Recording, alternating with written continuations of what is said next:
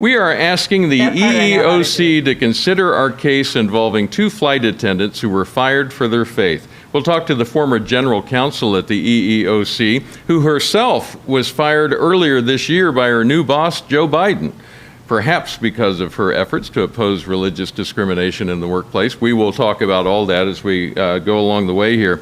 Before we get started, though, I just want to thank you for liking and sharing our videos. Thank you in advance for doing that. You are an important part of this project, and we appreciate your support for the work that we're doing here and your interest in what we talk about every week. You know, Sharon Gustafson has specialized in employment discrimination law for many, many years, for decades. In 2019, she became the first woman to serve as the general counsel for the EEOC, which lasted until March, we should add. And we will talk about that, as I mentioned along the way. Hi, Sharon. Can you hear me okay? Oh, it looks like we've lost your video. We'll give her a moment to see if it comes back.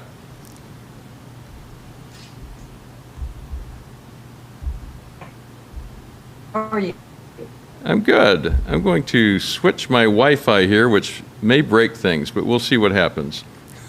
Is that a better connection?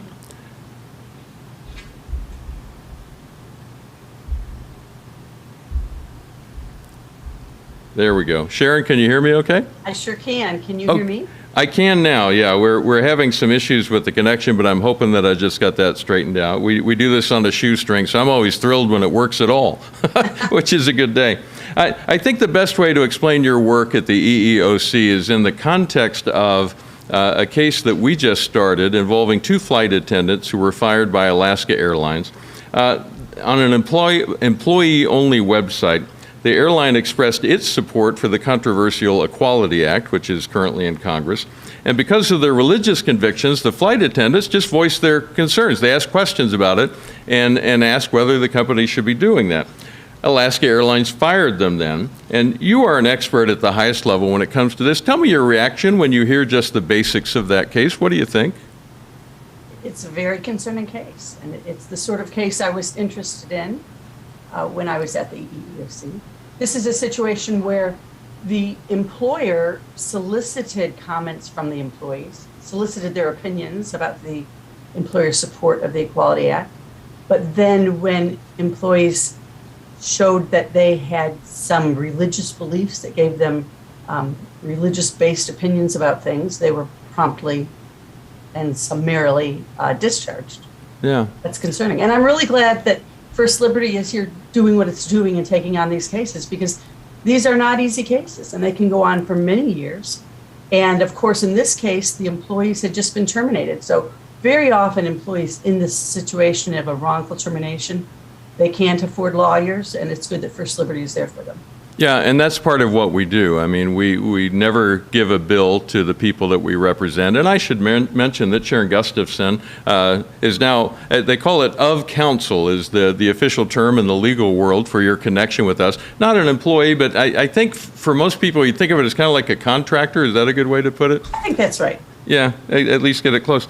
Many people wonder, because when you think of us filing a case against a corporation, you would think we would go to the courthouse, but in this instance, we went first to the EEOC. Why is that the first stop on the way in this kind of situation?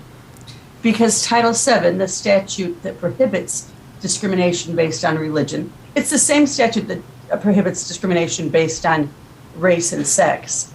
That statute says that the place that you begin is by filing a charge of discrimination with the EEOC. And then what happens next after that? It goes one way or the other, I suspect, obviously. Well, what happens is that the EEOC does an investigation, and the EEOC will talk to the flight attendants who complained of discrimination, with those who were fired.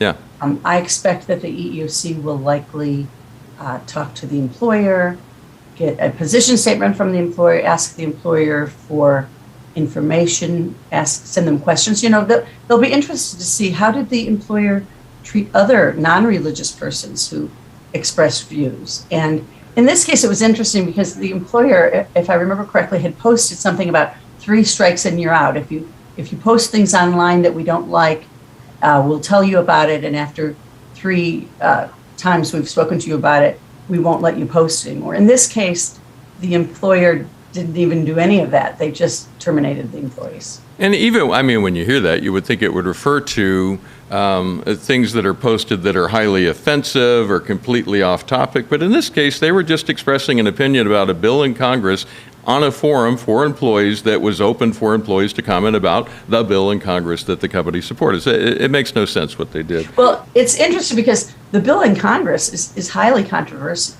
It was first proposed back in 1974. It's come up again and again in one form or another. It's never passed. And the reason it hasn't passed is because it is controversial, especially right now, because it expressly says that the Religious Freedom Restoration Act will not be an available defense to employers if that law is passed. Which I should mention was signed into law by Democrat Bill Clinton back in the day with an overwhelming majority in both chambers of Congress. I mean, it had bipartisan support at the highest level, but now it's fallen out of favor with certain political activists out there. You've worked with a lot of people over the years who were at odds with their employer. If you could offer some encouragement to the flight attendants who were fired about what they should be thinking and how they should get through this, what would you say to them? I would tell them to take courage. I mean, they already have been courageous, I think. Whenever anybody is willing to say what he or she believes, especially if it's not the majority opinion about something, it takes a little bit of courage to do that. It's easier to just swim with the stream with everybody else. And so I think somebody who's stepping out of that line and saying, whoa, what about this? I think that takes some courage. So I would tell them to continue with that. I think it's also very important for them to remember once they have attorneys working for them, they should try to just turn it over to the attorneys and not spend their lives worrying about that.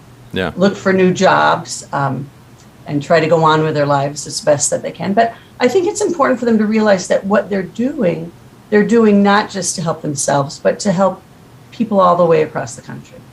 I should mention that your situation is somewhat analogous to theirs. It's not perfectly, but you had a similar situation this year. Let's talk about what happened to you. You were the first woman general counsel at the EEOC. Your term, and that position, most people don't know this, but the terms run for a set amount of years. Yours was set to go through 2023. But the new administration comes in and they say, hey, it's time for you to resign. What happened next? They came to me and asked me to resign, and I respectfully declined, and so I was terminated. Yeah, and it's not unusual for some federal employees at that level in the kind of job you had to move between administrations because it's not a partisan position. It's about upholding justice under the Constitution. That's what you do, right? That's right. It's about enforcing the statutes that the EEOC enforces. Title VII, the Disability Act, and the Age Act. Yeah, and as you were going through all this, you had just finished up a significant report on religious discrimination in the workplace. It got posted on the EEOC website in January, but then as all this was happening, it suddenly vanished from sight and never to be seen again. That's right. What was the focus of that report, and why would it be that they might want to take it down? I was really pleased with that report and with the work that we did getting it put together. I really believe in the work that the EEOC does. I believe in non-discrimination in the workplace.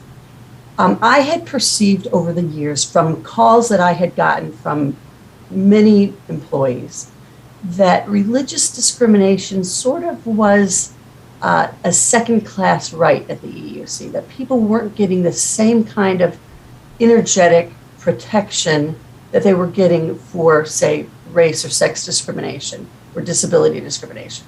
I wasn't sure of it, but it felt that way to me. Yeah.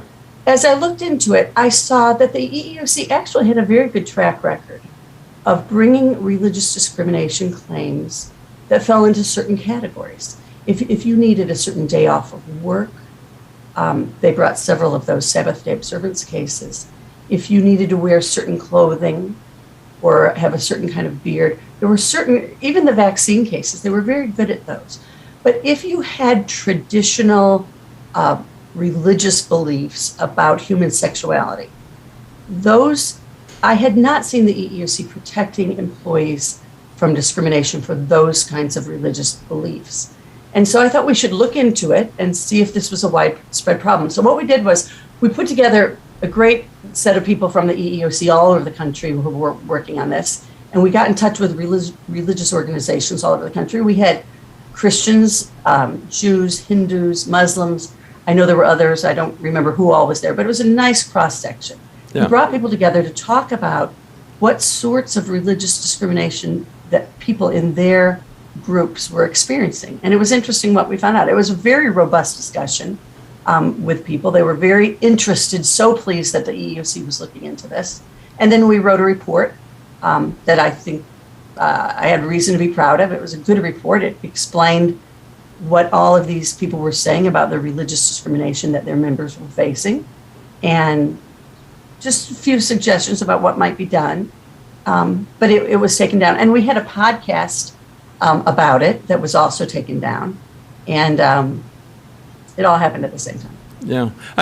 Many people are surprised when they find out, because First Liberty Institute is a faith-based organization. We have a Christian foundation, but we have represented Muslims. We have represented American Indians. We are currently representing synagogues on the East Coast and the West Coast and here in Texas. Explain why that is. Why is it so important to make sure that everyone has religious freedom under the Constitution?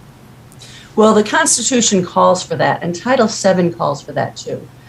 We're not just interested in protecting people of our own religion. Everybody should be interested in protecting people of all religions, or people who have no religious faith at all. We either have religious freedom and religious protections for everybody, or we have it for nobody. If the government is going to protect certain religions and not others, that is not religious freedom. So it's very important to us as Americans that we make sure everybody is protected.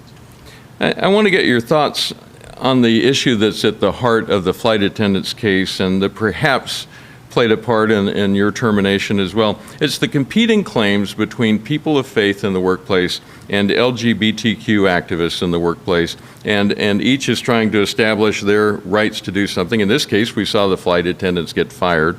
It's a minefield, but I've heard you say that it's possible for employers to navigate that minefield. What would that look like in a real workplace? I absolutely believe that it's possible. And it's not just possible, it's absolutely required by the law. Yeah. As the Bostock case made clear, the Supreme Court made clear recently in the Bostock decision, employers, and we're talking about secular employers now, cannot discriminate against people based on homosexuality or transgender status. The court held that those are protected by way of the protections against discrimination on the basis of sex. And so it's important that that be enforced. So no employer should treat someone worse because of homosexuality or transgender status. No employer should permit harassment on those bases either. The same thing is true for religion.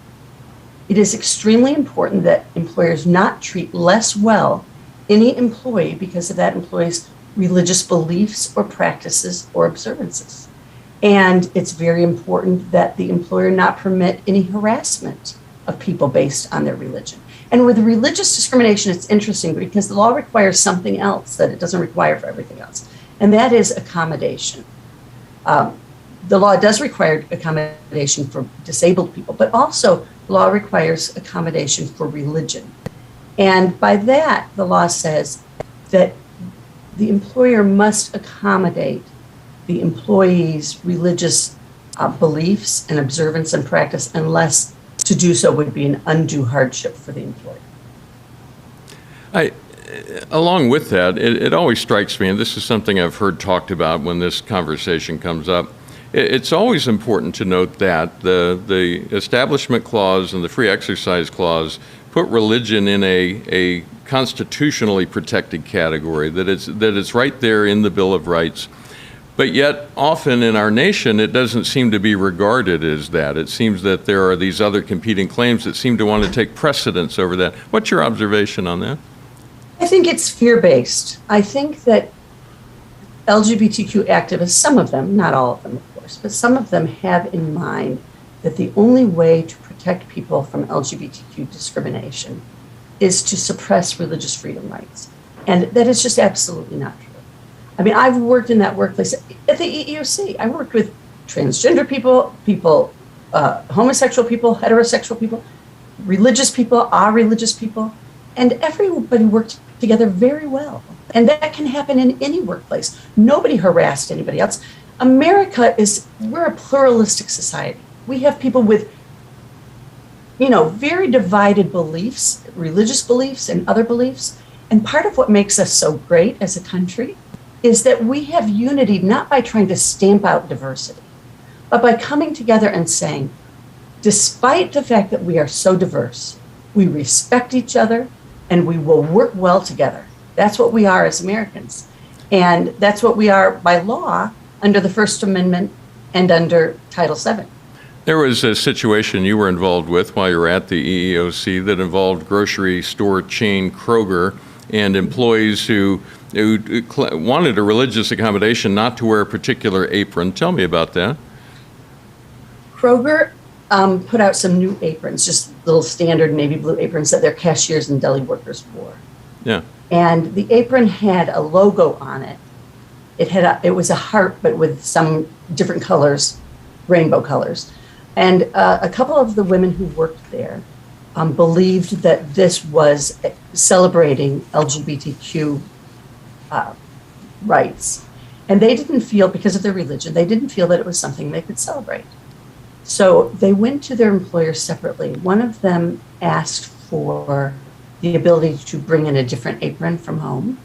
She said it won't be any cost to you Kroger, I'll get my own, it'll look just the same, but it won't have that logo. Another one asked that she simply be able to put her name badge over the logo. And both of them were fired. Wow. And I think this case is a very, very good example of something that's gone awry in the workplace. What the employees were asking for was a very modest accommodation. And it's interesting because some people, said to me, well, we don't think the EEOC should have brought that case because it suggests that you're in favor of discrimination against LGBTQ people. But nothing could be further from the truth. As I explained to people, if those employees had been harassing people based on their sexual orientation, I would not have thought we should bring that case.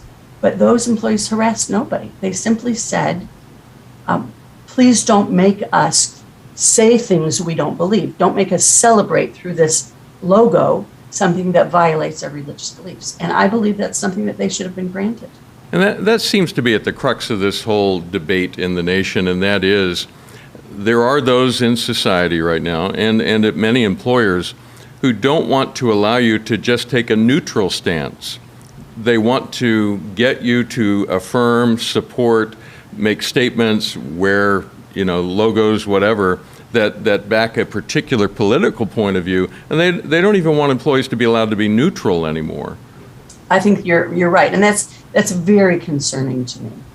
We have not only freedom of religion, but freedom of speech. Nobody should be forced to say anything he or she doesn't believe, whether it's political, religious, or otherwise. And I know another case came up, I think it was Starbucks, I'm pretty sure, where somebody was asked to wear a company t-shirt that had pride symbols or something. I can't remember what it looked like. And the employee asked simply to be able to wear another polo shirt and was fired for that. So this is the problem if we treat religious non-discrimination like a second-class right. We wouldn't put up with this. We wouldn't put up with this in any other context. People being fired because of sex or fired because of race or anything like that. And we cannot put up with it because of religion either. Stories like that have a chilling effect, I think, on people all over the nation in the workplace. And their first reaction when challenged like this is fear. They don't want to say anything. They don't want to raise a ruckus. They figure, well, I'll just keep my thoughts and beliefs to myself and just go along. What's your advice for someone who feels they are being discriminated against in the workplace? How should they respond? What should they do?